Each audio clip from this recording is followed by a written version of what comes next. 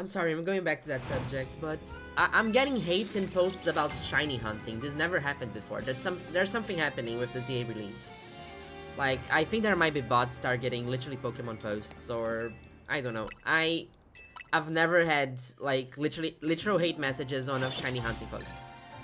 I think it's definitely the woke outrage triggering them. So posts getting mad about black nurses. Yes, it's that. It's like getting mad about black nurse joy and woke Pokemon. And like these movements are, these people are trying to specifically target a Pokemon company. People these days became enemies of fun. It's insane. It is. It's honestly, I think it's Twitter. It's literally Twitter. This doesn't exist anywhere else. This doesn't exist, like, okay, it's not Twitter. There are some very, like, the reason why I was going to make a fun gameplay video out of my ZA run, and I think I will pivot and not do the gameplay video now. I'm gonna do it in the future, because I think what we need to write right now is a review. Like, I often get comments of people saying, "Oh, I love how positive your videos are. I love how like I'm seeing so much hate and people angry, and it's like a fresh of breath air to see somebody getting excited with the games." And I love the games. I wouldn't have a channel if I didn't love the games. And I do honestly believe this is one of my favorite Pokemon games of all time. Does it have problems? Of course it does. Like, I didn't expect a perfect game. Like, did I wish it had better visuals? I guess. Like, that's not what's important to me. Like, are there improvement areas? There are improvement areas in like every single product of media that you consume, right? You can always make it better. You can always improve. But I am like, there are people that are really enjoying this, that were really excited for this, and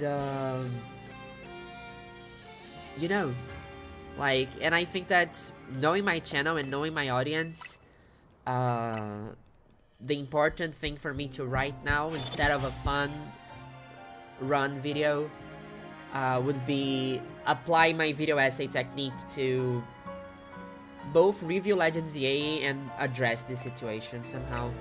But I'm traveling next week, so that's gonna take at least 2 weeks to put together. I will say a personal thing is that I am happy I'm getting... I'm sorry, Chad, I went on a little bit of a monologue. I saw you sent a lot of messages. I will try to go through a few. I will say a personal thing is that I'm happy I'm getting better disconnected from online negativity circles. Yes, I wish I was too. Like, the thing is, like, I still use Twitter because unfortunately it's a place that gives me so much... I reach so many new people. It's like... honestly, I get more views on Twitter than I get on YouTube, honestly. It's like, it's also an important tool for me to get people to the channel. Like, this one video that I'm mentioning is also a channel that I mentioned in my detective video. It's the same creator. And he put out a video the day ZA came out, the 25-minute video, just repeating the same talking points of his previous Pokemon video, right? He made the same video 4 times. And this one is like sitting at 800,000 views. It's insane because it's feeding to this anger, to this rage, to this like, Nintendo is killing games.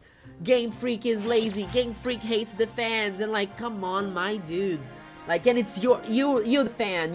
It's your fault, fan, that the games are like this because you keep buying it. Like, as if, my dude, as if the biggest problem with Western society right now was the fact that I bought a Pokemon game that maybe the windows are a little bit too flat. Come on. My game didn't come in the mail yet. Brazil, yes. But from what I've seen, it's really fun. I had fun with Scarlet Violet, Sword and Shield. Maybe I'm biased, so still. Like, the thing with me, it's hard for me to write reviews because... like, looking in retrospect, I really like... Okay, it's raining. No. I really like Sword and Shield for what it was, but I do really prefer the linear parts of the game compared to the wild area.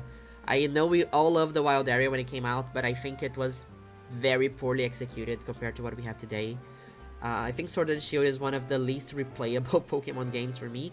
I love the cities, I love when they keep it linear. I think it's also one of the best looking Pokemon games when it's focused on a route. But looking in retrospect, I think Sword and Shield are probably some of my least favorite Pokemon games, although I really enjoyed them and I played them a lot when they came out. I have probably the double of hours in Scarlet and Violet than I have in Sword and Shield. But all that to say, I think there are things to criticize. There are always things to improve on. But be critical of a game and still enjoy it and still have fun and still like play with your favorite franchise, and you know, it's not that black and white. It's not like, oh, boycott or death. It's like the company is gonna make $1 billion if I buy the game or not. And yeah, I just don't have a lot of time to work on a piece like that, but I really want to, yeah, join The Voice, because Twitter today was just too much. It was just unbearable. It was just the worst.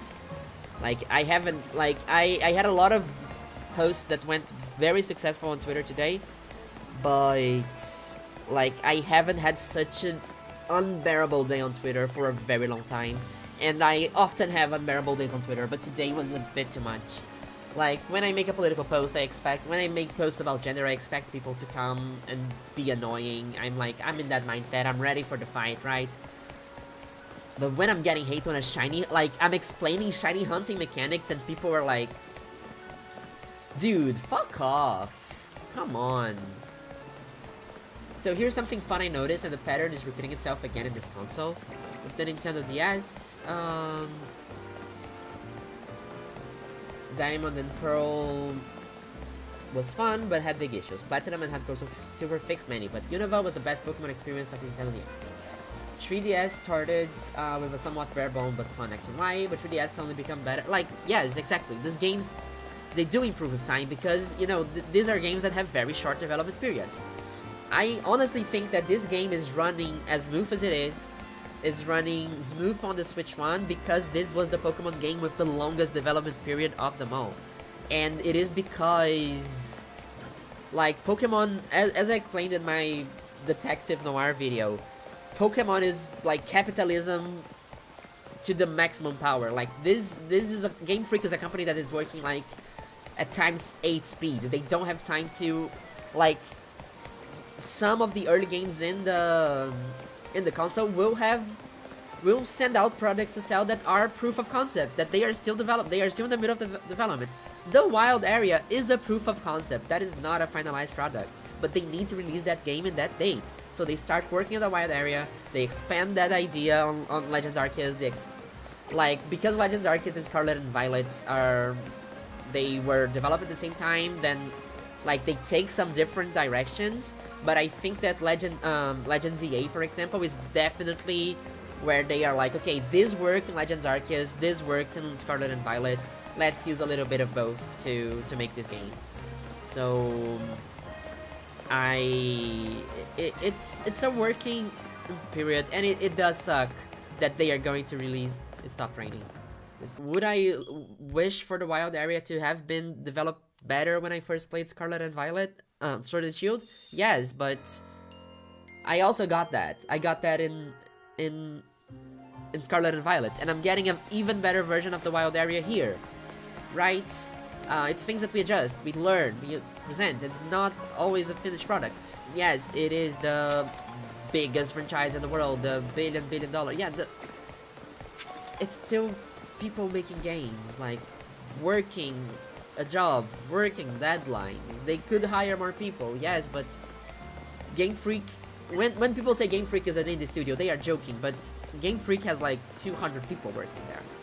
Like, it's not a very big team. Like, they could hire more people, but like, it's their product. They also take the shots, like Nintendo doesn't tell them how to work, and if they want to keep the team small, they want to keep it within their creative vision, then it's their product, right? They made these games for the past 30 years. I'm going on a rant, I'm sorry. But yeah, it's tough to get flack for saying it, but the negativity has just gone completely over the top, and I think more Pokemon YouTubers are going to slowly start pushing back against the narrative. Yes, I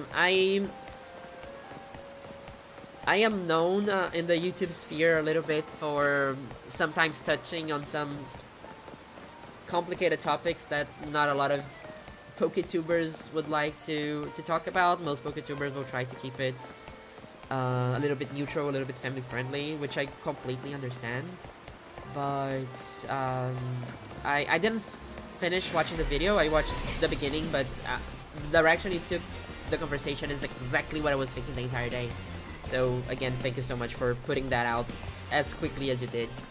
And I'll try my best to add to that conversation in the upcoming weeks.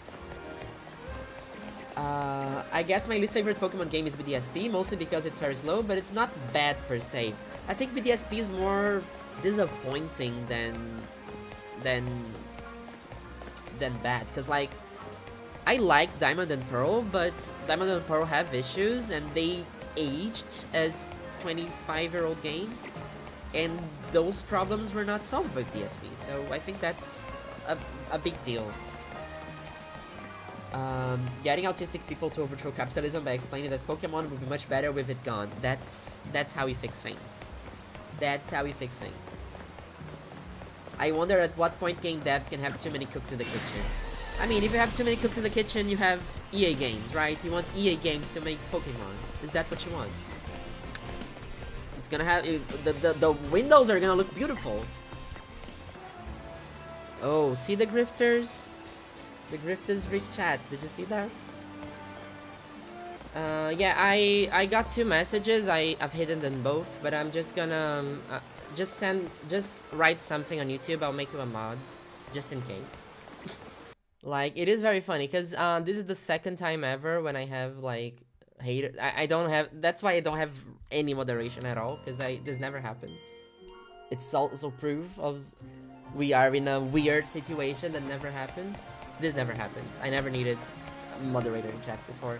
Once I needed a moderator in chat. It was like it was a 5,000 subscribers special. I got like rated by, I had like 5-6 viewers, and then like all of a sudden 15 people jumped in and started to spam chat with racist stuff. It was like a random thing.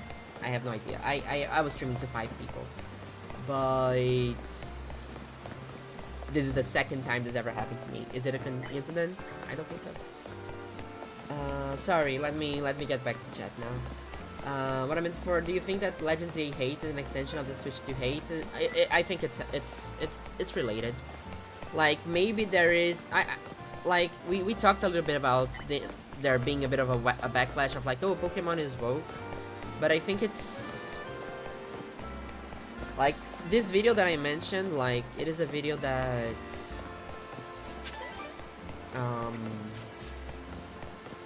like there's Miyamoto in the thumbnail of the video, right? These people, for these people, Nintendo creates Pokemon. Like, Nintendo made this game, right? Not Game Freak. They are not separate companies. They think that Nintendo is a subsidiary, Game Freak is a subsidiary of Nintendo, which is not the case at all. So they see it as a whole big thing. I think it's more related to the whole Nintendo grifting situation than to specifically a thing with Pokemon. Pokemon is part of the thing. I think the whole, oh, Pokemon is woke kind of talking point is a little bit of it, but I think it's part of a bigger picture.